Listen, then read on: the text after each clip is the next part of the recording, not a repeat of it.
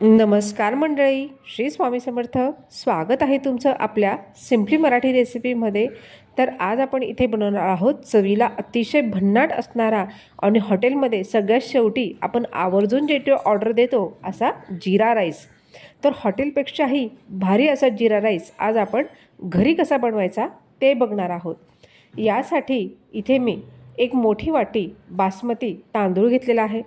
या तांदळाला मी जवळपास 3दा चांगलं स्वच्छ पाण्याने धुवून घेतलं.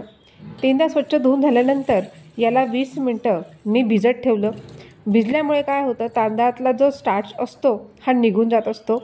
आणि त्यानंतर मी मध्यम आकाराच्या पातेल्यामध्ये जवळपास 3 ग्लास पाणी हे उकळत ठेवलं होतं.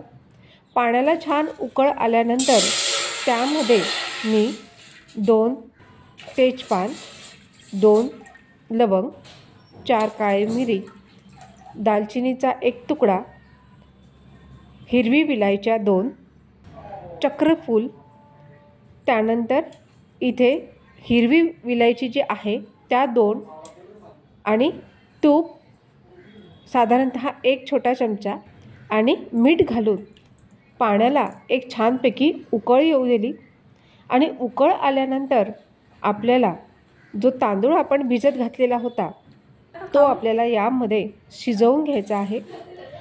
लक्षात ठेवा, पाण्याला आपल्याला एक उकळ येऊ द्यायची आहे. उकळ आल्यानंतरच आपल्याला जो आपण भिजत घातलेला तांदूळ आहे तो घालायचा आहे, नाहीतर मग तांदळाचा गचका होतो. असं होऊ नये म्हणून पाण्याला पहिले छान उकळ येऊ द्यायची आणि मगच आपण त्याला घालायचं आहे पाण्यामध्ये. आणि त्यानंतर पाण्यात घालून याला खालीवर करून आपल्याला घ्यायचं आहे. खालीवर करून झाल्यानंतर याला एक दणदणून अशी उकळ येऊ द्यायची आहे. आणि उकळल्यानंतरच आपल्याला हा जो शिजवलेला आपला भात आहे, राईस आहे, तो त्यातलं जे पूर्ण पाणी आहे ते पूर्ण निथळून घ्यायचं आहे. लक्षात ठेवा, आपल्याला हा जो राईस आहे हा पूर्ण शिजवायचा नाही आहे. हा फक्त आपल्याला 90% शिजवायचा आहे. पूर्ण याचा गचका होऊ द्यायचा नाही आहे, म्हणजे तो असा मोकळा मोकळाच असतो आणि तुपामुळे याला एक वेगळी चव येते. त्यानंतर आपल्याला इथे याच्यातलं सगळं पाणी हे निथळून घ्यायचं आहे.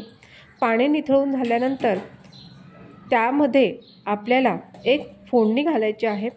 फोडणी तर कसली, तर तडका पॉटमध्ये आपल्याला साधारणतः 2 चमचे साजूक तूप घ्यायचं आहे. साजूक तुपामध्ये आपल्याला शहाजिरं आणि कोथिंबीर याचा आपल्याला तडका करून घ्यायचा आहे. आणि त्यानंतर आपण जे निथळलेले तांदूळ होते ते आपण एका भांड्यात काढून घेतले आहे. त्यानंतर आपल्याला तडका द्यायचा आहे. मग इथे मी तडक्याची तयारी करून घेतली होती. तुम्ही बघू शकता की तूप आणि शहाजिरं आणि कोथिंबीर याचा आपल्याला तडका द्यायचा आहे भाताला. अतिशय सुंदर चव येते यामुळे आणि भाताला रंगही खूप सुरेख येत असतो. हा जो तडका आहे हा आपल्याला भातावरती टाकून भाताला पूर्णतः आपल्याला परतवून घ्यायचं आहे. त्या भांड्यांमध्ये हे जी फोडणी आहे ती टाकून ती पुन्हा आपल्याला जो भात आपण शिजवून घेतला होता राईस तो पुन्हा खालीवर करायचा आहे.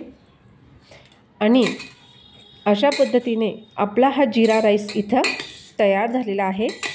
आणि हा जो जिरा राईस आहे ही तुम्ही कोणत्याही भाजीसोबत अतिशय सहजपणे खाऊ शकतात. चवीला तर अप्रतिम असतो. आणि कोणतीही भाजी असो, असा जिरा राईस असेल तर जेवणाची रंगत अजूनच वाढते. चला तर मग, रेसिपी आवडली असेल तर लाईक करा, शेअर करा आणि नुसतं बघू नका तर कमेंट्सही करा. आणि हो, जाता जाता तेवढं चॅनलला सबस्क्राईबही करा. धन्यवाद. श्री स्वामी समर्थ.